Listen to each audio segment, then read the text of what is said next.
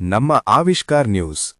ಚಿತ್ರದುರ್ಗ ನಗರದ ಬಸವೇಶ್ವರ ಆಸ್ಪತ್ರೆಯಲ್ಲಿ ಗರ್ಭಕೋಶದ ಆಪರೇಷನ್ಗಾಗಿ ಬಂದಿದ್ದ ಮಹಿಳೆ ಚಿಕಿತ್ಸೆ ಫಲಕಾರಿಯಾಗದೆ ಸಾವನ್ನಪ್ಪಿರುವ ಘಟನೆ ನಡೆದಿದೆ. ಇದು ವೈದ್ಯರ ನಿರ್ಲಕ್ಷ್ಯದಿಂದ ಆಗಿದೆ ಎಂದು ಮೃತ ಮಹಿಳೆಯ ಸಂಬಂಧಿಕರು ಆರೋಪ ಮಾಡಿದ್ದಾರೆ.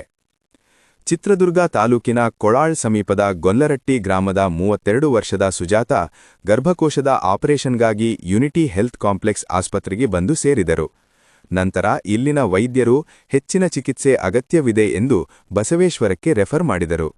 ಬಸವೇಶ್ವರ ಆಸ್ಪತ್ರೆಯಲ್ಲಿ 70,000ಕ್ಕಿಂತ ಹೆಚ್ಚಿನ ಹಣವನ್ನು ಕಟ್ಟಿಸಿಕೊಂಡು ಗರ್ಭಕೋಶ ಶಸ್ತ್ರಚಿಕಿತ್ಸೆ ಮಾಡಲು ಮುಂದಾದಾಗ ವೈದ್ಯರ ನಿರ್ಲಕ್ಷ್ಯೆಯಿಂದ ಮಹಿಳೆ ಮೃತಪಟ್ಟಿದ್ದು ಎಂದು ಕುಟುಂಬಸ್ಥರು ಶವವನ್ನು ಆಸ್ಪತ್ರೆ ಮುಂಭಾಗ ಇಟ್ಟು ಆಕ್ರೋಶ ವ್ಯಕ್ತಪಡಿಸಿದರು. ಸ್ಥಳಕ್ಕೆ ಬಡಾವಣೆ ಪೊಲೀಸರು ಸಹ ಬಂದು ಪರಿಶೀಲನೆ ನಡೆಸಿದರು. ನಂತರ ಕುಟುಂಬಸ್ಥರು ಮತ್ತು ಬಸವೇಶ್ವರ ಆಸ್ಪತ್ರೆಯ ಸಿಬ್ಬಂದಿಗಳ ನಡುವೆ ವಾಗ್ವಾದ ಏರ್ಪಟ್ಟಿತು. ಪೊಲೀಸರ ಸಹಾಯದಿಂದಾಗಿ ಪ್ರಕರಣ ದಾಖಲಿಸಿಕೊಂಡಿದ್ದು ತನಿಖೆ ನಡೆಸುವುದಾಗಿ ತಿಳಿಸಿದರು.